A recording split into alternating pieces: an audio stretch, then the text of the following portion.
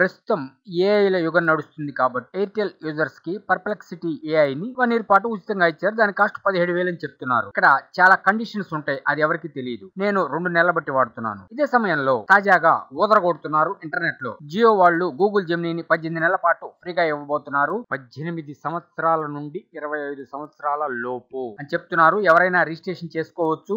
Okay, నేను కూడా unlimited 5G ని వాడుతున్నాను కాబట్టి నేను కూడా రిజిస్టర్ చేసుకున్నాను. అయితే ఇక్కడ కండిషన్స్ ఏమిటి అంటే 18-25 ఏళ్ల మధ్యలో ఉండాలి, మరియు మీరు అన్లిమిటెడ్ 5G వాడుతూ ఉండాలి. పోస్ట్ పెయిడ్ అయినా ప్రీపెయిడ్ అయినా ఏదైనా సరే. కానీ ఇక్కడ తెలియని రహస్యం ఏమిటంటే కొంతమందికి ఏదో రిజిస్ట్రేషన్ అని ఇస్తున్నారు. నాకు అలాగే రిజిస్టర్ చేసుకున్నాను, థ్యాంక్ యూ అని ఒక మెసేజ్ వచ్చింది. అదే విధంగా కొంతమందికి బ్యానర్ ఏదో కనపడుతుంది, వాళ్ళు ఏదో రిజిస్ట్రేషన్లు చేసుకుంటూ ఉన్నారు. ఇక్కడ చాలా కండిషన్స్ ఉంటాయి. ఈ పర్ప్లెక్సిటీ ఏఐ ఎయిర్టెల్ యూజర్లకు ఫ్రీ కదా, నెలకి 90 ఇమేజ్లే క్రియేట్ చేసుకోవచ్చు. అంటే రోజుకి 3, వీడియోలు 4, నెలకు 4 మాత్రమే.